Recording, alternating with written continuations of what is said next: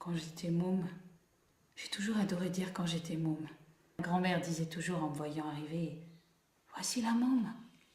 Et je pensais à Édith Piaf. Et je traversais Brioude en chantant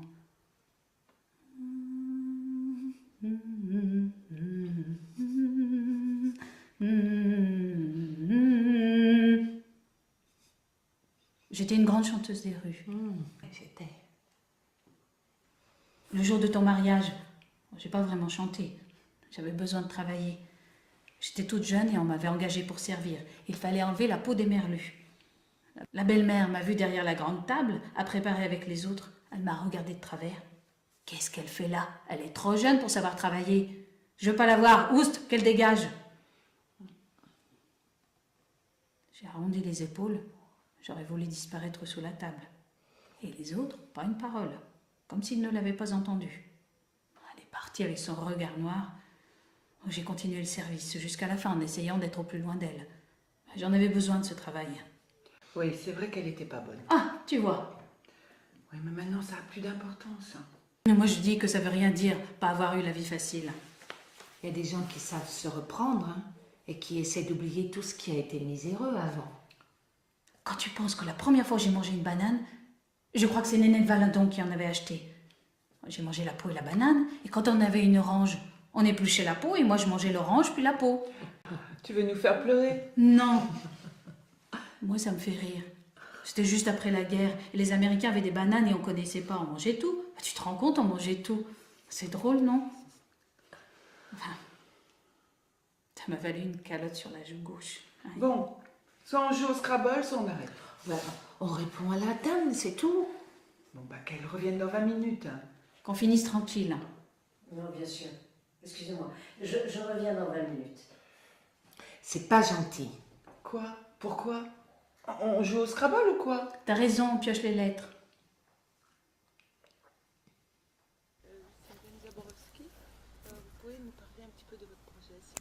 Alors, pour parler de ce projet, parce que je raconte des histoires, donc j'ai envie de dire ça, c'est plusieurs histoires dans une histoire. D'abord, c'est une rencontre avec une équipe à Brioude-sur-Boutonne, donc Christophe Herbeau, Christian, Geneviève, enfin plein de gens différents.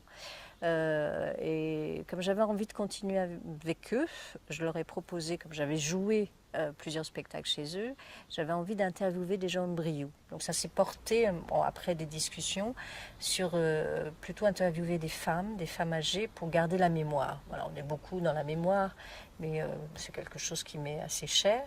Parce que je m'aperçois que lorsque j'interviewe des gens et des femmes, c'est plusieurs mémoires, c'est des histoires qui s'entrelacent, qui se tissent. Donc on a un peu convoqué avec Geneviève des femmes après le Scrabble à Brioude. Donc pendant 6 mois, je suis allée comme ça sur des rendez-vous. Et puis on a échangé et j'avais fait un cycle cuisine où c'était une fratrie, enfin c'était 4 femmes, l'histoire de 4 femmes dans cette cuisine. Vous voulez dire que c'était un spectacle? Un spectacle, oui, cuisine, que j'ai appelé cuisine. Et je me suis dit dans le cycle cuisine, on va continuer, on va parler de la cuisine. Or bien sûr, lorsqu'on parle de la cuisine, on parle pas seulement de recettes, on parle de lieux, on parle de la famille, on parle des enfants, on parle des maris, des femmes, des belles-mères, voilà, des choses de la vie, du quotidien qui peut être très doux et en même temps des fois un peu brutal. Et en écoutant ces femmes, au fur et à mesure, je me suis raconté ma propre histoire. C'est-à-dire que très vite, je leur ai dit, presque vous allez me servir de prétexte, c'est-à-dire qu'en même temps, je vais raconter votre histoire à partir des propos que vous me tenez, mais je vais raconter aussi ma propre histoire et je vais peut-être aussi fantasmer sur la vôtre et ça va devenir quelque chose comme un conte, comme un grand conte. Au début, ça devait être joué par 2 femmes. Et puis dans les comédiennes avec qui j'aime travailler, donc Martine Fontaline, Marie-Claire Villard, Françoise Lemeur, j'ai envie que ces 3 femmes qui ne s'étaient pas toutes rencontrées sur un même plateau avec moi, sur une même écriture, je me suis dit je vais les faire se rencontrer parce que c'est des femmes qui me sont proches, qui en même temps ont entre 50 et 60 ans, donc elles peuvent représenter ces femmes de 80 ans. qui en même temps parlent de leurs 20 ans, de leurs 30 ans, de leurs 40 ans, de leurs 50 ans, de leur vieillesse. Donc on est entre les deux âges.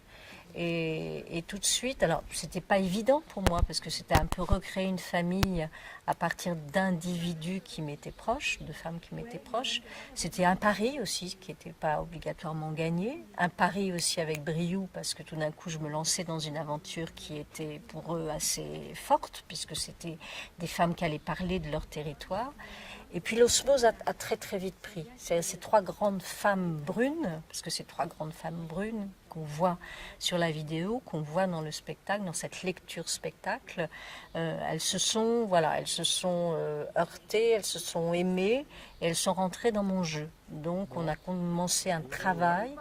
Et lorsque j'ai voulu monter la lecture spectacle et la présenter, je me suis aperçue que mon rôle d'auteur et d'intervieweuse, puisque j'étais allée vers ces femmes de Briou après le Scrabble et je les avais interviewées, elles n'ont pas voulu que je les filme, elles n'ont pas voulu que je les enregistre, elles ont au début refusé que j'aille chez elles, et puis au fur et à mesure elles m'ont invitée chez elles. Je me suis aperçue que pour la pièce de théâtre, pour la lecture spectacle, c'était vraiment évident pour moi que mon rôle était aussi d'être dans la pièce. Et du coup, je me suis mis dans le public en posant quelques questions, très peu de questions, pour que ces femmes me répondent avec des propos, bien sûr, une pièce que j'avais réécrite. Et ce qui a été assez merveilleux, c'est que lorsqu'on l'a présentée à Briou, il y a eu une évidence. C'est-à-dire que les gens disaient, mais ce qui est superbe, c'est qu'en même temps, on a 3 comédiennes, autour d'une table, tout simplement, qui parlent de leur vie. 3 femmes, pas 3 comédiennes, mais 3 femmes. Et en même temps, il y a tout de même cette voix d'une autre femme qui vient de temps en temps les interviewer, les interroger, leur demander, et qui à un moment amène son propre univers. À un moment, elle leur dit, mais c'est quoi pour vous de vivre avec un homme ? C'est quoi pour vous l'amour ? C'est quoi pour vous Et elles sont assez étonnées parce que c'est une intrusion aussi dans leur intimité. Mais cette intervieweuse, elle a envie de poser la question parce qu'elle se pose elle-même la question. Donc il y a tout ce tissage entre ce qu'elles sont elles, ce que ces femmes réellement ont pu me dire et ce que j'ai amené à l'intérieur de ça, parce que bien sûr il y a mon univers, il y a des choses qui s'envolent tout d'un coup, qui sont des grandes envolées intime et voilà, métaphorique, on va dire, sur la vie, sur l'enfantement, sur le couple. Et c'est ça que j'ai aimé, c'est-à-dire je me suis dit, mais je suis ressortie de cette aventure, enfin de cette histoire, en me disant, mais c'est ça que j'aime faire.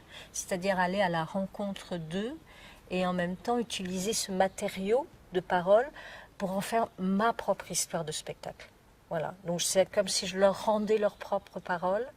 Et qu'à l'intérieur de ça, elles ne savent pas quelle est ma propre parole, puisque des fois, je les ai vues toutes seules. Donc, mais pour elles, c'est comme si ce qu'elles n'ont pas entendu lorsqu'elles étaient ensemble, elles ont l'impression que c'est l'autre qui a pu le dire. Donc moi, je retrouve mes mots, elles retrouvent leurs mots, et voilà, j'avais envie de parler de cette aventure, de faire cette lecture spectacle, de l'amener ailleurs, et en même temps d'en faire une vidéo, parce que la vidéo nous donne à entendre, à voir, c'est très particulier d'être filmé, et tout d'un coup on est dans une précision du regard, de la bouche, du mot, qui est une deuxième aventure. Très bien, vous parlez de lecture spectacle, ça veut dire que ça sera toujours sous cette forme-là, où vous avez envie de faire évoluer le projet? Je pense que je vais garder la lecture spectacle. Quand je dis lecture, c'est-à-dire qu'en même temps, il y a des morceaux choisis, écrits, qui sont lus. Et puis par moments, il y a des envolées qui sont vraiment, tout d'un coup, c'est la comédienne, en tout cas c'est le personnage, c'est la femme qui va se mettre à parler sans les papiers dans la main. Mais je pense que c'est important de garder cette forme-là, parce que moi je me suis placée en tant qu'auteur, et j'aimais bien que le matériau papier reste. Ça nous donne une liberté, ça place cette chose-là dans un contexte qui est en même temps une lecture, mais en même temps un spectacle, parce que plus on répète, et plus on s'identifie, et plus on a l'impression d'avoir 4 femmes, parce qu'il y a l'intervieweuse et il y a ces 3 femmes en face. Et je trouve que c'est important, c'est pas atypique, parce que tous les spectacles sont atypiques, mais c'est une forme qui me va bien, c'est une forme qui a bien collé aussi à la personnalité des comédiennes. C'est quelque chose sur lequel on s'est senti à l'aise et qu'on porte d'une façon assez réjouissante. Donc j'ai envie de garder cette forme lecture-spectacle, même si bien sûr le texte à un moment il va être tellement à l'intérieur de nous qu'on n'aura plus besoin des papiers. Mais on va les garder les papiers, c'est important, parce que c'est aussi marqué que c'est l'écriture. Merci. Mm-hmm.